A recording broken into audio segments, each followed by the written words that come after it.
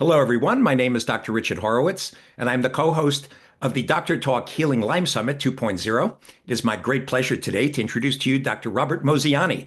Bob has been in clinical practice for quite a while doing Bartonella, just as I have, and today's talk is going to be on Bartonella, signs, symptoms, lab testing, treatment. Bob, thank you so much for joining us today. It's great to have you. Hey, Rich. Yeah, thank you. Appreciate it. Yeah. Just to give you some background on myself and a bit of personal history. So I grew up in the Hudson Valley, just south of you, Oh, I didn't know that. in the town of Newburgh, Got it. and went to a very large public high school there, which had very strong academics and AP programs and such, but it was a microcosm of everything that a city could have.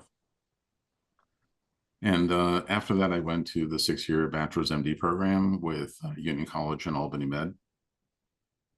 And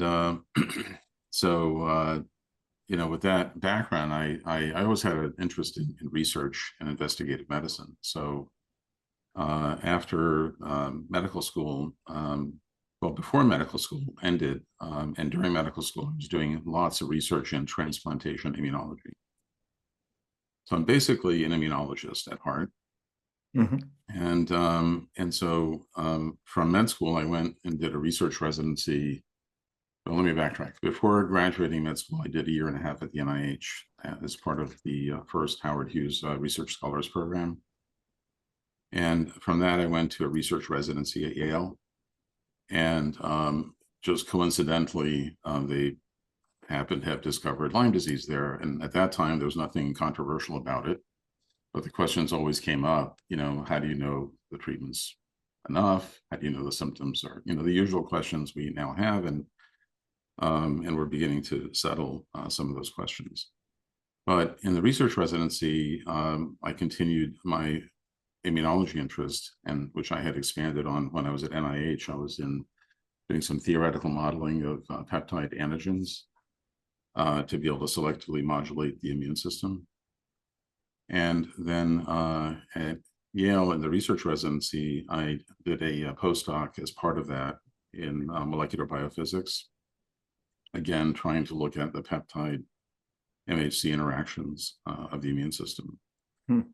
So some might characterize that as a biophysical chemistry for immunology. And then I chose the specialty of rheumatology because I thought that would be the closest fit with my interest in autoimmune diseases.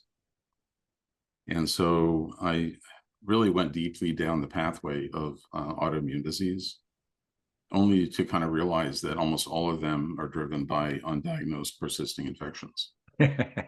which we all come upon after a while, right? With Right. many of these, right, with many of these infections. So you kind of back-ended into it as a rheumatologist, kind of Yes, finding that infections were behind a lot of the joint pain and rheumatological issues you were saying. exactly. Yeah. So it's fascinating about that is that rheumatology cut its teeth on the concept of chronic infection like causing rheumatoid arthritis. And the original drugs used to treat RA were actually anti-infectives at the time. Things like heavy metals, like arsenic, like gold.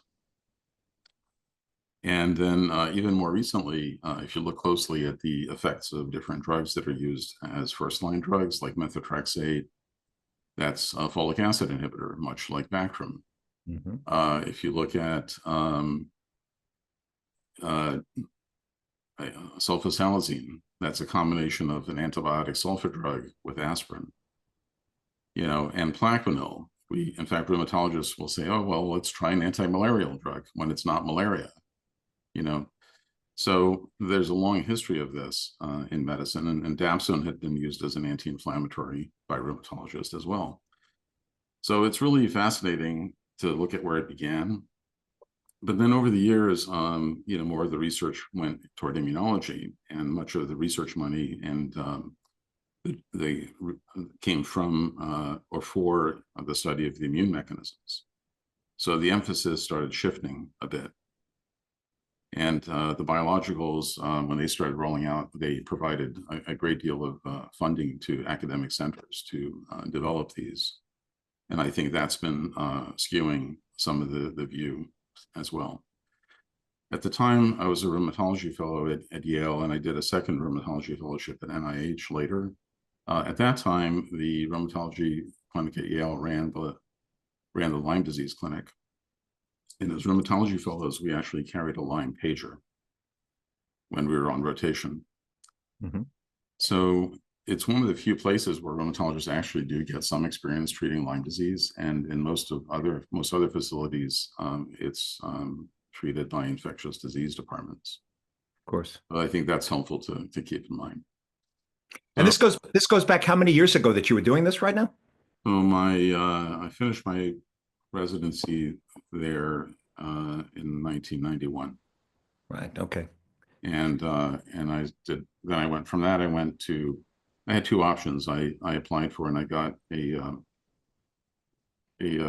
physician scientist training award to stay at Yale, and I had an offer to take a senior staff fellowship position at the NIH, and I chose to do the latter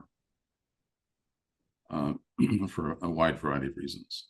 So now within rheumatology, I was more interested in immune mechanisms, and then I found that physiologically, the vascular system was the most affected, and it was the most ignored of the systems. Mm-hmm. Everyone focuses on the arthritis, but patients had lots of cognitive issues, and many of these have some component of most of these autoimmune diseases is also a vasculitis. Mm-hmm. And so I became very interested in vasculitis and cerebrovascular disease.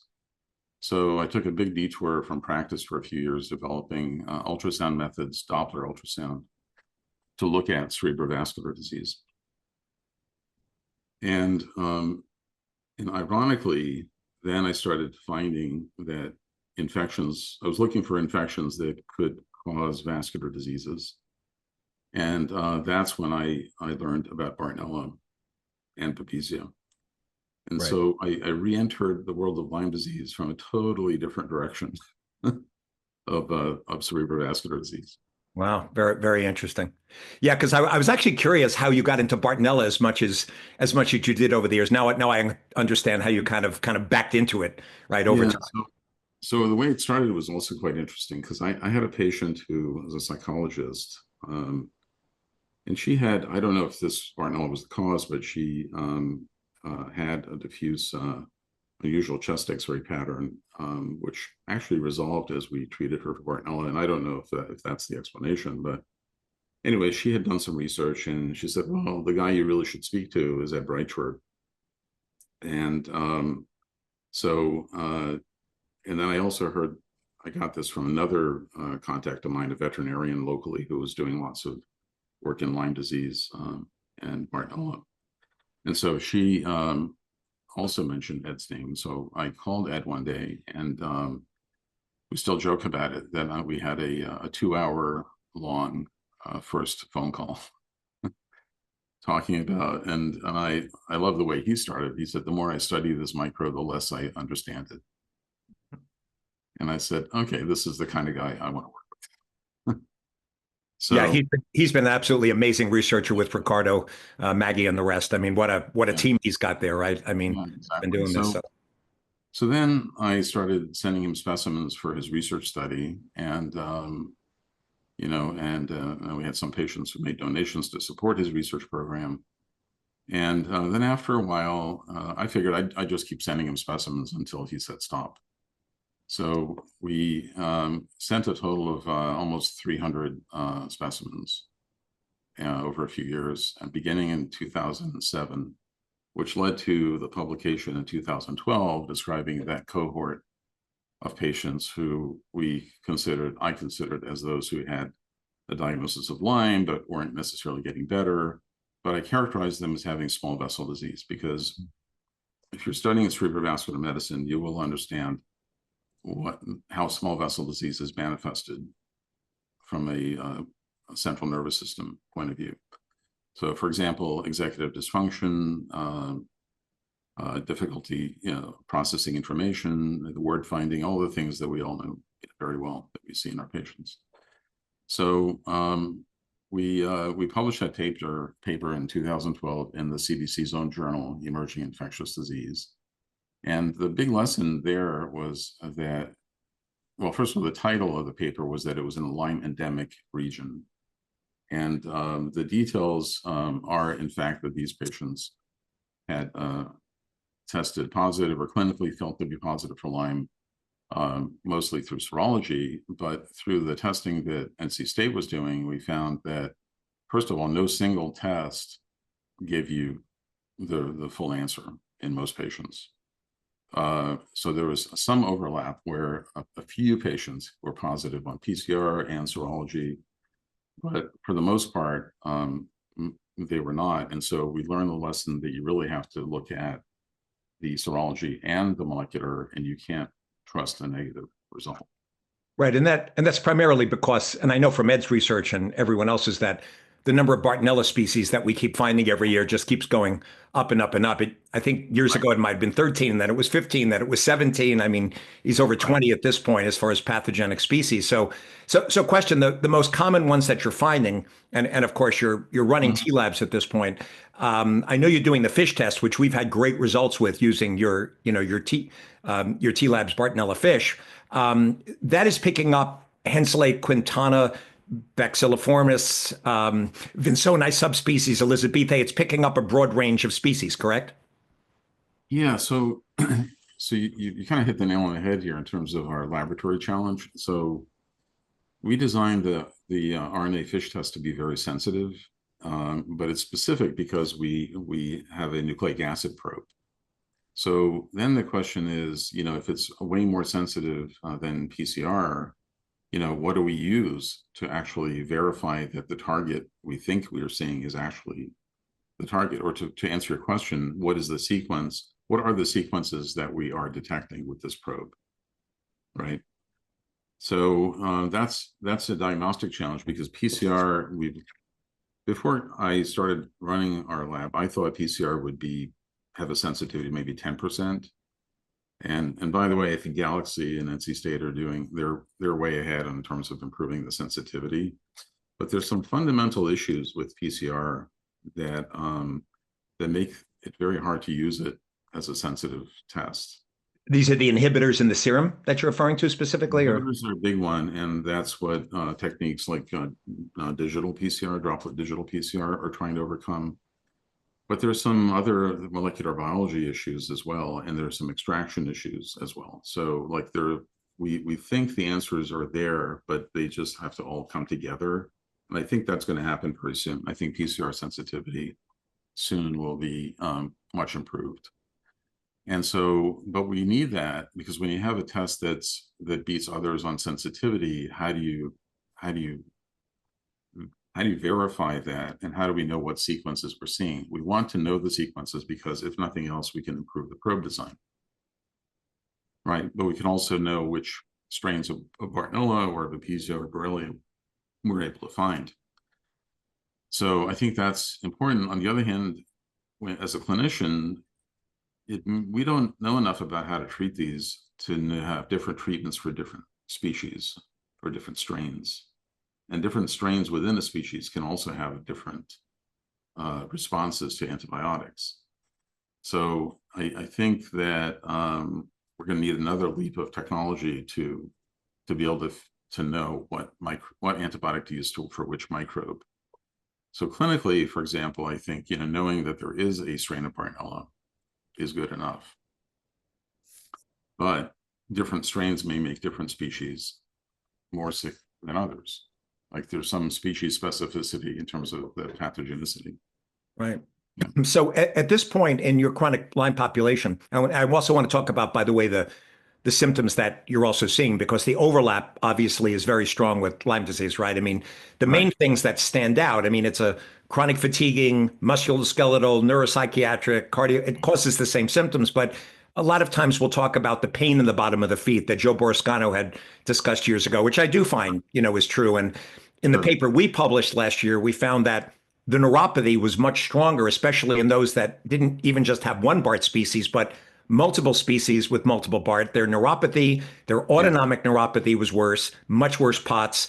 Their neuropsychiatric symptoms was worse, and their immune deficiency we found these were the ones that, had chronic variable immune deficiency on either sub-Q immunoglobulins or IVIG. So it was Right. clear that Bartonella was causing very similar brain fog neuropsychiatric, but it was almost like the neuropsychiatric was ramped up in the BART patients, much worse, with the Yes. ones with schizophrenia and really severe. You're finding pretty much the same type of symptom kind of Yeah, pretty overlaps, much. but worse with BART? Yes, yeah, pretty much. So I think as a general rule, in the same way we think about co-infections, I think you can be co-infected with multiple species or strains of Bartonella or Babesia or any of these. And I think that we know that not only in the 2012 paper, but we regularly see that serology is negative in maybe 40% of people. Mhm. Usually adults who've had it for a long time may have no antibodies to Bartonella, but they develop it about 3 to 4 months into treatment. Mhm. So it's very helpful to monitor serial IFAs to be able to show that immune reconstitution.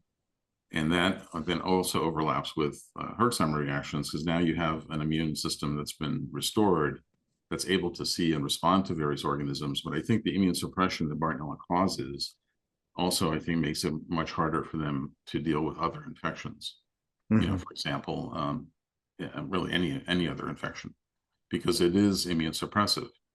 Now, in kids, however, the serology is usually positive, just because I think kids they haven't, if they have Bartonella, they haven't lived with it for that long to suppress their immune system, except when they acquired it in utero. Right. And the problem with immune deficiency, and for those listening, right now we're speaking with Bob Mosiani. He's been an expert in Bartonella for many years and has developed some excellent lab testing through T labs for checking for Bartonella and also strains of Babesia we'll talk about in a second. But what we're discussing here is the fact that Bartonella is overlapping a lot of Lyme, and we're finding it in our cases now, we're finding it at least 80 to 90% when we go looking hard enough for it. The Mhm. interesting part about what you said about the serology, and I found exactly the same thing. One of the papers, the initial papers we published in 2016 in an autoimmune case with Behçet's, this patient was seronegative, and it was kind of a strange case. The rheumatologist, right, which you would know this, should have Right. probably put her on dapsone a long time before, but was using all of the, TNF alpha, etanercept, steroids, methotrexate, because she had a rheumatoid overlap with Behçet's, but she was never on dapsone. We put Right. her on doxyrifampin dapsone, part of the protocol I was developing in 2016. Mhm. And when we went into the intracellular compartment, and I can't remember why I decided to add pyrazinamide, but when I was looking up the TB and persister drugs, and Bartonella, of course, was discovered by Hopkins around the same period of time in other universities to be a biofilm persister bacteria, which we didn't know, like Lyme. Right. I added pyrazinamide thinking, hey, it works in TB, it shortens the course, let's see what happens. And Sure. this woman's Behçet's autoimmune lesions cleared within 2 months, and her BART, which was seronegative, turned positive after going into the intracellular compartment and kind of pissing off the bugs. We also found tularemia titers that went from 1 to 20 to 1 to 320. She was like hiding tularemia inside the intracellular compartment. I sent her, in fact, to ID to confirm this, and her HHV6 titers went up fourfold to 1 to 1280. So it was like she Wow. had all these viruses and infections hiding in the intracellular Right. compartment, which you and Right. I see, I think, in clinical practice all the time. But it was fascinating to see how you go in there with just one other drug, because it only happened after the pyrazinamide was added. That's Right. now, why I use it, although I need a much larger trial because I really have no idea how well it truly works for BART, but I do use it. But Yeah. fascinating that you're right. I mean, seronegative patients turn seropositive, and sometimes it requires kind of going into the intracellular compartments to kind of flush it out. Yeah, absolutely. I think the history of our treating these conditions, there's initially the focus was so much more on Borrelia that we were using a lot of cephalosporins like IV ceftriaxone, et cetera, but these don't penetrate cells very well. And I think people may have been getting better because we were chasing the microbes into the intracellular space with these Right. treatments. So I Right, think, because Herceptin doesn't go into the intracellular space, of right. course. Yeah, so I think so one of the big treatment shifts has been to try to rely more on the drugs that do go into the intracellular space, and pyrazinamide is excellent at that. So and then also do combination therapy to hit the microbes from different mechanisms. But it's Right. really remarkable how many other issues occur, like these virus infections and so forth. in a patient who's already predisposed. And speaking of the viruses, the place where this gets really complicated now is that because Bartonella causes immune deficiency and Lyme causes immune deficiency, now we're finding mold toxins, like in a large percent of our patients, with gliotoxins that causes immune deficiency. And Yeah. then they get long COVID, where they get T cell exhaustion on top of the B cells being affected. And it's like, I don't think people realize they're walking around immune deficient, which is why they're having such a tough time with all of these infections that are getting in. Right. And I think if, when all the research is eventually done to look at long COVID, we're going to find that a lot of those patients may have had some of these infections that were not previously diagnosed. And that's showing up. I spoke to, in fact, Bruce and I will be doing an interview. Bruce Patterson will be doing one soon. Yeah. And I'm looking in the literature. I agree with you. They're finding Borrelia and Bartonella showing up in some of these long COVID patients. So through his radiance diagnostic profile, when we do his 14 cytokines, Sure. the VEGF is showing up on almost all of my patients. And we don't know with the since you talked about vasculitis earlier and Bartonella causes it, we don't know if the vasculitis is from COVID, the spike proteins. Is it from BART? Is it from COVID and BART? Other factors. So it's kind of complicated. And I said that to Bruce and he said, yeah, we kind of it's going to take some time to pull this apart to figuring out what's doing what. Yeah, I think the good news is we're able to even notice these things, right? So it's a lot to try to put together, and we have all these techniques and insights staged, but we just have to come up with a more comprehensive plan, and there's just so many aspects to consider. So on the point about co-infections, so what I saw in our original cohort, and it's data that I've presented, but we've never published this additional data. It's from that 2012 cohort that we published in Emerging Infectious Disease. The Bartonella patients had a different signature on the Western blot for Borrelia. They had a lot of IgM. So it was more of an IgM positive, IgG negative pattern. So it just speaks to the fact that the IgM is maybe kind of falsely positive in a chronic inflamed patient. And it doesn't mean that they don't have Borrelia, but every time we treated patients who had that, the IgM resolved and the IgG never seroconverted.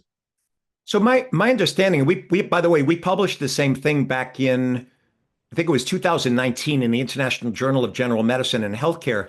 We found the same thing, and Hopkins found the exact same figures. It was 45% of our patients were IgM, CDC positive, Western blot, or immunoblot. My understanding, though, from Nicole Baumgarth and what we were seeing is that the B cells, when Borrelia was affecting the B cells, it was kind of knocking out a subset where it wasn't making IgG and then kind of shifting over to an IgM pattern. So I'm not sure the role of whether Bartonella is in fact causing that with Lyme. I mean, I don't know. I mean, do we know that for sure? I'm not sure we have the data yet, do we? I agree. We don't have the data. It could certainly be that the germinal centers were affected and there was never an isotype switch. Yeah. So, but then the more interesting thing lately is a few months back or last year, I was visiting Ed and the team in Galaxy. And so the question came up and Ed asked me if we're seeing what our prevalence rates were in terms of Bartonella and Babesia. And I noted that we were seeing higher prevalence rates in our specimens for those than we were seeing for Borrelia. And he said that they were seeing exactly the same thing. So what we've now realized over the past year or so is that Bartonella and Babesia are seen together almost always. And we don't know why. But they're commonly co-infecting. And the interesting part that came from my side of the woods, where from the Institute of Ecosystem Studies with Rick Gosfeld, he had published, God, it had to be 8 or 9 years ago, that in the ticks, when they're transmitting Borrelia, though, we are seeing Babesia being transmitted a large percentage of the time. And by the way, speaking of that, question, since we're bringing up Babesia, the Oticoliae, which you've got a test for, and we are finding it from your lab. Are you finding at this point, when you're looking at your fish testing for Oticoliae or for these other Babesia species, 50-50, Oticoliae starting to kind of pick up more than the other species? Like, what are you seeing at this point?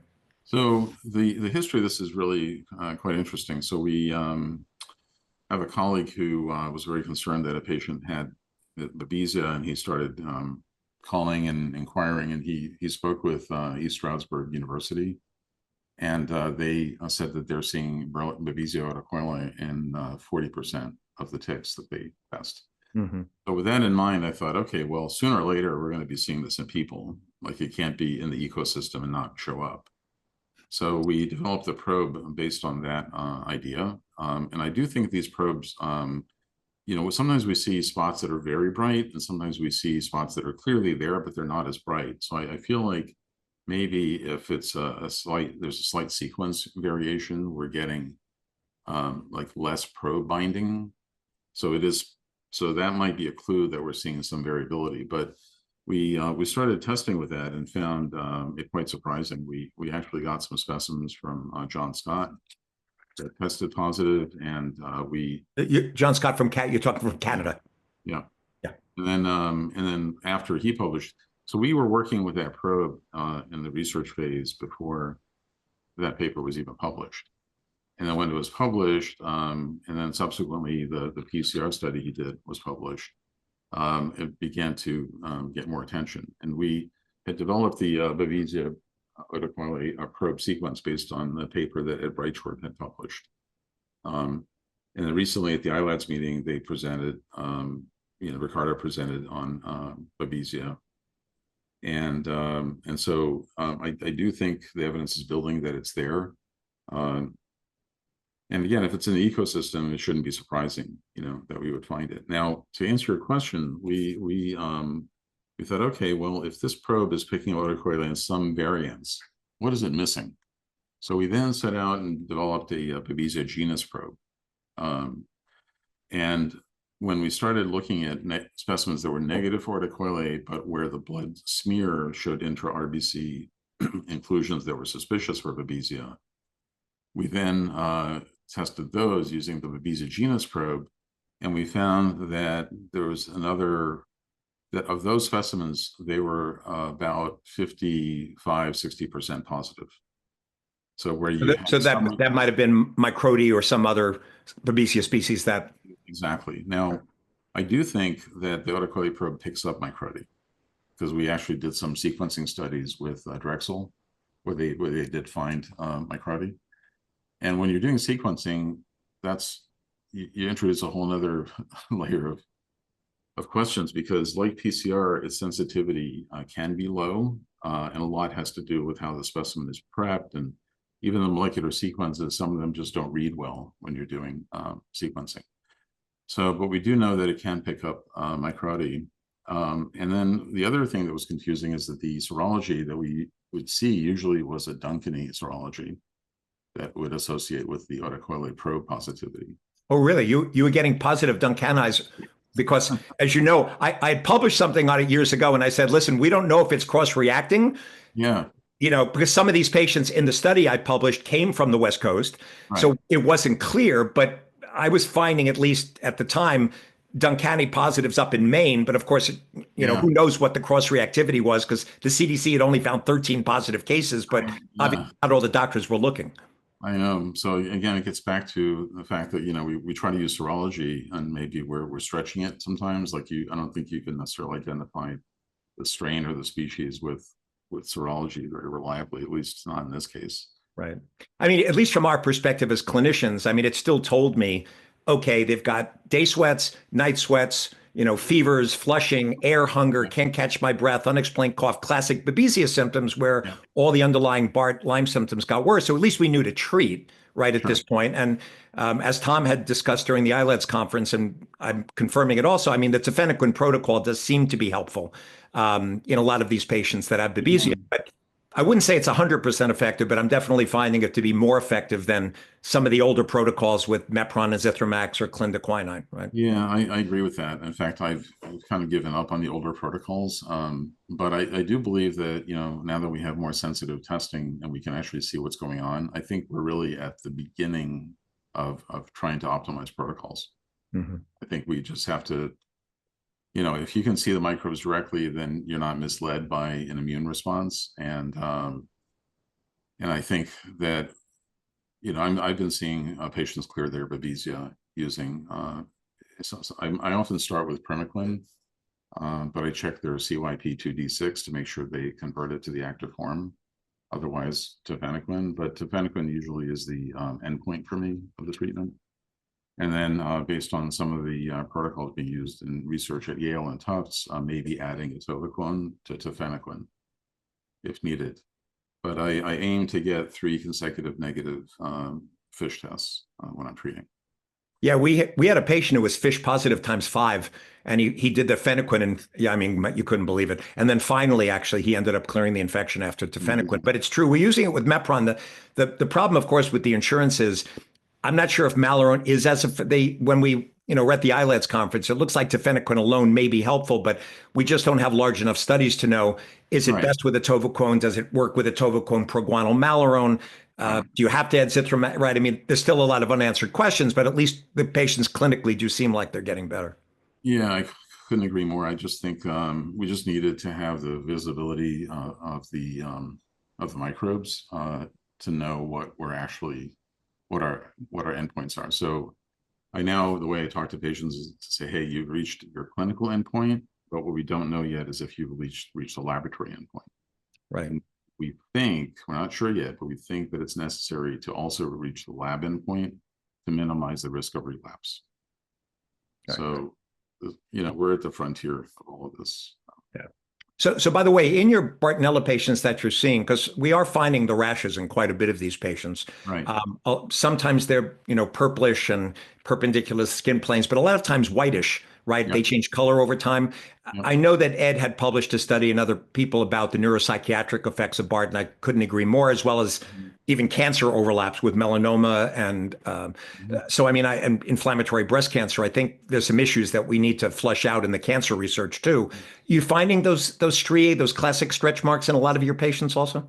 We do find them a lot, and I've actually been kind of maintaining a healthy skepticism, but I keep getting more data that convinces me that those are almost always Bartonella. Yeah. Every time because we have, just like we do a blood smear of fish, we do the same probe on skin biopsies. And every time I've looked at one of those lesions by skin biopsy, it's been positive. And as a control, we get a biopsy from normal appearing skin right next to the lesion, maybe a centimeter away. And the density of Bartonella in the lesion is always considerably higher, but it's also present in the nearby skin biopsy. Interesting. Which Yeah, means by the way, I had the same skepticism you did early on because I tried finding it. This is many years ago, thinking, come on, it can't. And then over time, of course, I convinced. And what finally convinced me is that the ones that were perpendicular to the skin planes, like exactly. That's right. Yeah. right? Because if you're losing weight and gaining weight, you can't tell. But if it's perpendicular skin planes, that makes no sense whatsoever. I think they tend to follow, except when they have it horizontally on their back, which I think is from a growth spurt, usually in young men, young male teenagers. But I think it may follow lymphatic lines, like especially when you see it around the waist. So maybe that's the explanation. Waist, buttocks, and inner thighs are probably the most common, right? That I've seen. I've seen back. I've seen also across the breasts in certain women too, right? That yeah, very classic. So yeah, we know that from the skin biopsies, and so we're also beginning to look at nerve demyelination. We have an assay that shows nerve demyelination using confocal microscopy. We're doing a study with Ami Katz on that. And so we think it shows demyelination before EMG nerve conduction studies. And I think some patients, for some reason, have a higher, they have more neuropathy in their symptom complex that they present with. Yeah, as I said, the worst neuropathy patients in my practice, not even a doubt, they're always overlapping Lyme and BART. And of course, the problem is regarding neuropathy, the mold, getting back to this all with mold and long COVID and even heavy metals, mercury, lead, arsenic, right? They all cause neuropathy. So we're finding, apart from the usual causes, diabetes and carpal tunnel and hypothyroidism and the rest, we've got a lot of overlaps causing neuropathy in these patients. And I think when they did the NIH trials years ago, we're designing, and thanks to you, by the way, for those people who are listening who don't know this, Bob helped to get me in touch with the consulting company that I'm now using, Eva Garland Consulting. In fact, we met this morning, Bob. I have all my applications in at this point. to get the first funding. We're looking for, a funding grant starting January 15th. We have to put it in. Fantastic. That's great. But yeah, we're moving ahead. And so I want to thank you for getting me in touch with them. And Yeah. our statistician, Nicole Close, looks like she's going to be working with us. And she knows Bayesian statistics, by the way. Fantastic. So she said to me, I gave her all your stuff on, the statistics that you love. And she said, we're going to look at the endpoints, how we have to do it. Yeah. But ultimately, the toughest part of designing this trial is trying to figure out with dapsone combination therapy to just prove it for chronic Lyme, since almost all these patients have BART and Babesia overlap. So the only thing I can think of is they need to be FISH negative with negative symptoms that are suggestive, like I don't have pain in the bottom of my feet. I don't know how else I'm going to avoid this doing the trial, because you want to get a clear trial for chronic Lyme. And I think they had the same problem when they did the double-blind multi-center placebo trials years ago with the NIH. Yep. God knows how many people had co-infections and overlapping factors on the MSIDS map causing inflammation or downstream effects that just weren't checked. Yeah, that's I mean, the reality of the biology is that these are complex infections, as you have published and stated over and over again. Yeah. So I think maybe we need to redefine what we look at, and maybe you treat a broad cohort and just look to see if at least the Borrelia is extinguished with the treatment. Yeah. Kind of reverse the problem. And that's what I'm, fortunately, because Monica Embers from Tulane published a study last year that rifampin and dapsone killed Borrelia in the mouse model. At least I have a culture model, a mouse model, an animal model, and then, retrospective studies when we apply for the grants. Sure. Yeah, that's great. So regarding the treatment protocols, I know everyone's doing different things for BART, and I've published on it with like 9 weeks of oral dapsone in combination with these 2-week pulses.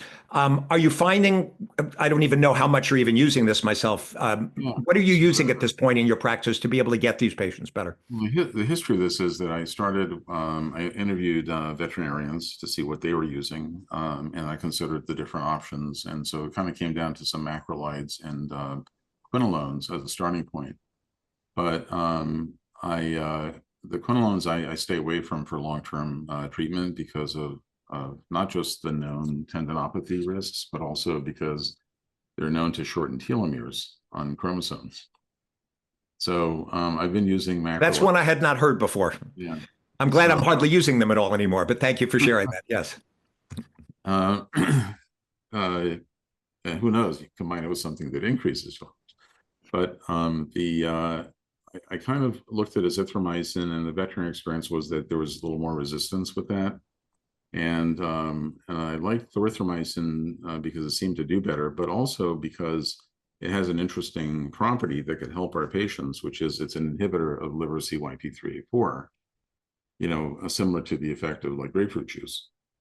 And what's interesting about that is it actually indirectly boosts the levels of cortisol. So some of these chronically ill patients are adrenally insufficient. And so without having to give them hydrocortisone, you kind of, give the erythromycin can give them some adrenal support indirectly, almost as a side benefit. Yeah. By the way, we find literally almost 100% of all of our patients have adrenal dysfunction.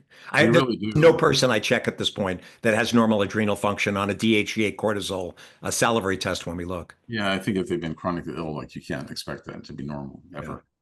Yeah. And then the tests are often misleading for adrenal because in a sick patient, the levels should be higher than normal. But so coming back normal in a sick patient is low, and it's often misinterpreted. But Clarithromycin was one part of it. And then I wanted an antibiotic that would penetrate cells. So rifampin was the initial choice, and later rifabutin. And with rifampin, you're inducing several liver cytochromes. And with that, you're now lowering cortisol, which probably overcomes the inhibitory effect of the clarithromycin.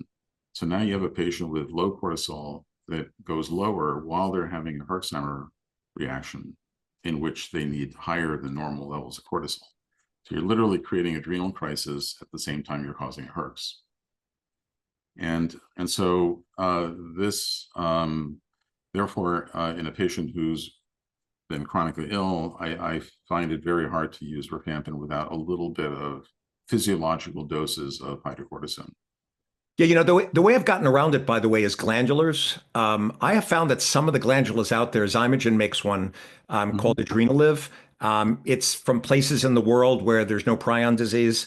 Ah, I've used it. They've checked very carefully. And I found that actually, if I give people enough of some of these glandulars, I can actually avoid hydrocortisone and not use it. But I do use adaptogenic herbs, rhodiola, ginseng, sure. B vitamins, I'm using the pretty much, I'm using cortisol support literally in almost every patient when we're doing these protocols. Yeah, I think it's vital to do that. Yeah.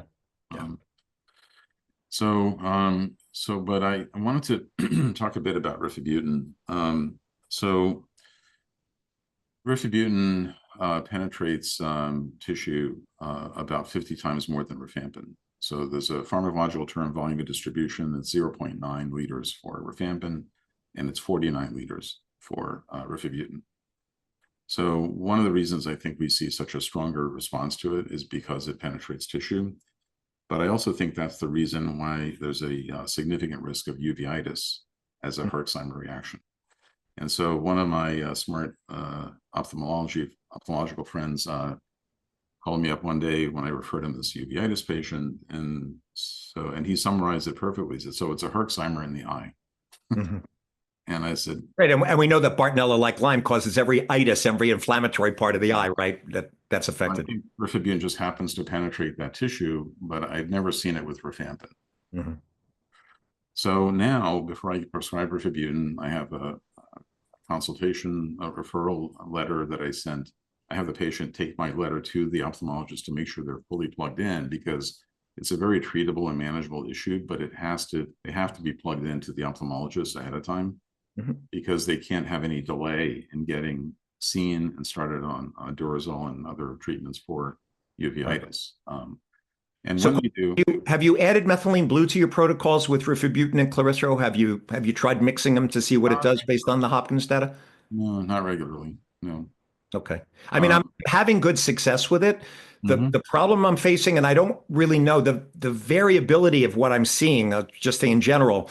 If people do a 9 week oral dapsone combination and finish with a 6 day high dose pulse of quad dapsone and okay, take 2 months off, and then roughly every 2 months, I treat with 2 weeks of antibiotics with 6 days of high dose dapsone, but it's with rifampin, methylene blue, doxy, zithromax, and in some cases, I mean, I'm using 5 or 6 drug right, combos with sure. a lot of liver support, probiobac, microbiome support, et cetera.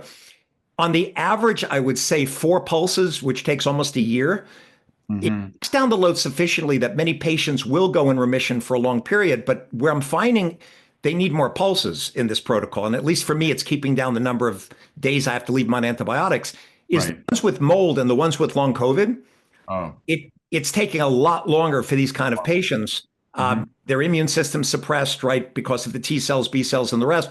Those are the ones I'm finding because Bartonella already suppresses it. I'm finding they're needing more pulses, but you might eventually. We can talk about this privately, after this call. But Sure. you might want to try looking at the methylene blue in combo because I used it based on the Hopkins studies in culture, and I Right. did find that adding it to the protocols did seem like it did make a difference. It's a great way to stain biofilms, by the way. So we know it at least gets into biofilms. Yep. And one patient, we even looked at his biofilms without staining the slide, and sure enough, they were blue. So anyway, so I would say rifabutin, the rate of uveitis with rifabutin was maybe 10-15% before the pandemic, and I now believe it's 20 to 30%. Wow. So I'm more reluctant to use it, but we Mhm. also have published that some teenagers and children with neuropsychiatric diseases seem to respond a lot better and faster when switched from rifampin to rifabutin after. Yeah. You know what? One of the questions that brings up, of course, is the way they do TB therapy, like the direct observed therapy with DOT, is to use pulse therapy. And and I've done this for patients because, as you Mm-hmm. know, rifabutin has a much longer half-life than rifampin. So if Right. they're on hormone therapy like thyroid, everything gets thrown off and you have to adjust the other hormones, not just cortisol. I Sure. found that if I pulse the rifampin once a week by doubling the dose the way they did in TB, I Okay. do find for some people, of course, they get herxes and they get larger herxes. But I do that for people on multiple, like if they're on thyroid meds and cortisol and the rest to keep down the effects. Sure. Based on what you were talking about the distribution in the body, it may be that that's, an alternative in some of these people that might be at risk for it, that maybe using a higher pulse dose of Yeah, rifampin might get yeah, through it. maybe. So on the other end of the spectrum, I had a patient who's a young guy, he's going to college. He was relatively non-compliant. I had the trust of his family and him, and I didn't want to give up on him. So I asked him if he would just simply just take a few things. I made it as easy as I could. And I asked him to take Allison, uh, Garlic, lipos garlic, garlic, for those who are listening. right, and liposomal oregano, and curcuplex from Zymergen, turmeric, and so and also vitamin D. So he promised me he would just take those daily, and he did. And this was January of a couple of years ago. And my next conversation with him was in October. And he told me that over the course of that year, by springtime, he was feeling much better. By summer, he felt normal, first time normal in years.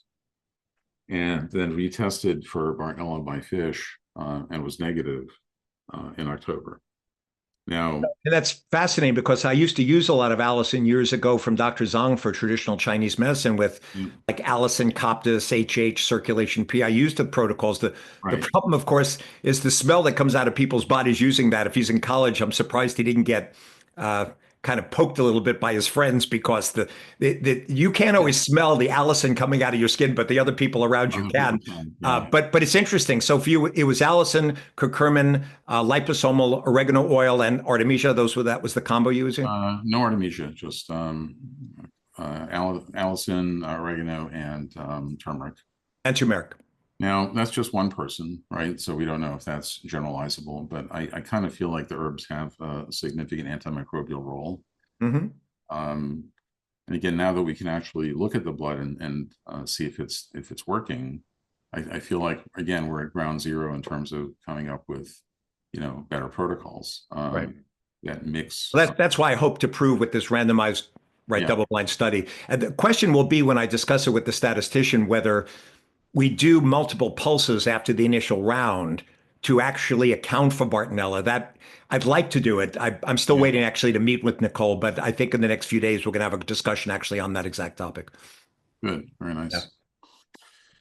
Yeah, so I think I think we're beginning to turn this whole business into more of a science. Now that we can actually see the microbes and see what we're doing to them.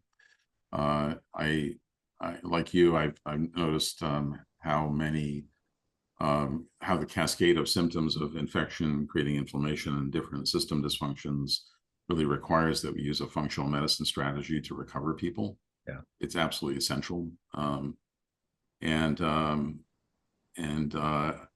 a couple other interesting things, not really expecting this at all, but reflecting back on the last 15 years, I haven't had one patient in my practice with a heart attack or a stroke.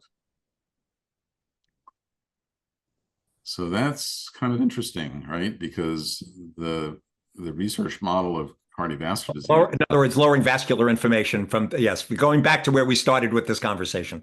Exactly. It's interesting you say that because the only person I could think of that has had it was an 80-year-old with diabetes, with hyperlipidemia, and of course, obesity and all the risk factors with insulin resistance. But you're right, come to think of it. Now, again, I don't have the same internal medicine population that I had when I started off years ago, but Yeah. you're bringing up an interesting point because you're right. I mean, I haven't had a patient with a heart attack and a stroke otherwise, apart from this one patient I'm thinking of. You're right. I haven't had one literally in a long time, but I thought it was mostly because my population of patients had changed over time from a standard internal medicine practice. But Right. maybe it is working on vascular Maybe it inflammation. is. It's That's just, fascinating. but we know, an atheroma is a biofilm. Like, there have been plenty of papers finding different organisms in there, including H. pylori. They found that in carotid plaque, 20, 30 years ago. Yeah. So I think, I think it's exciting to just appreciate everything that we can now see and test for and learn, because it's going to be a big game changer, sooner or later. And and since you brought that up, and this is just because you discussed functional medicine, you know that they're now finding microplastics in all of these clots and arteries, which is driving inflammation, bringing all these thousands of toxins in. And Yeah, it's a question they're finding much higher heart attack and stroke rates in the people with high, right, when they've got this high volume plastics. of Yeah, plastics that's showing up in here. And then the question becomes, based on our conversation, how much is Bartonella interfering or interacting, in fact, right, with these microplastics, increasing the inflammatory response, in fact, causing some of right. this? Yeah, how does it change the biofilm?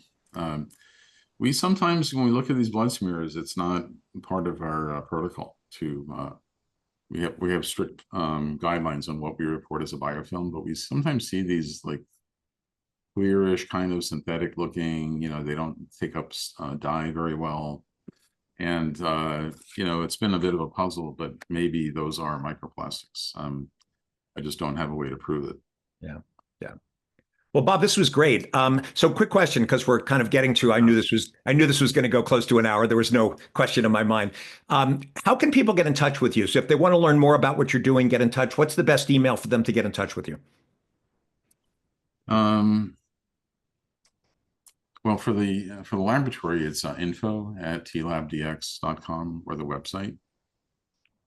And on the medical practice side, the website is tmgmd.com. And we still take a limited number of new patients, but I've been spending much more time on the lab side. So Great.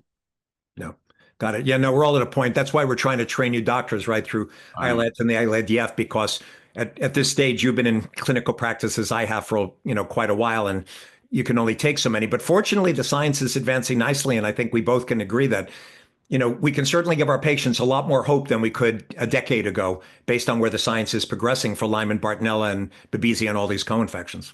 Yeah, it's changed dramatically. Again, just having visibility onto the problem, it's finally turning this more into a science and algorithm driven, based on objective test results. And we'll continue to do that. My future is going to be to look for ways of proving causation, like looking to see if the immune system is in fact presenting fragments of peptides from these microbes to the immune system. Mm-hmm. And then we can start getting into selective modulation of the immune response. And it's exactly where I started my research at NIH and at Yale. Almost like some people are doing with peptide therapy or SOT therapy, trying to, at this point, modulate it that way. It's the HLA molecules that we have to type in order to do a successful transplant. And I remember that's where I started my career. I was in the transplant immunology lab at Albany. And my first mentor there is now doing this and has developed some gene therapies for rheumatoid arthritis. So I think the techniques have finally matured enough where we can potentially look at the peptides that the immune system is responding to and see if those peptides happen to be from microbes. Mm-hmm. Yeah, good. Bob, thank you so much for taking the time today. This was great. I know people are going to get a lot listening to this conversation. So again, for those of you who have tuned in, my name is Dr. Richard Horowitz. I'm the co-host of the Healing Lyme Summit 2.0. We've been discussing Bartonella and also a bit of Babesia with Dr. Bob Mosiani. Bob, thank you again. And by the way, for those of you, again, who don't know about T-Labs, please check it out. We're finding it to be a very effective laboratory, also for finding tick-borne infections and proving them in our patients. So Bob, again, I want to thank you for your time and effort today. I appreciate that, Rich. Thank you so much. Okay. Take care. Thank you.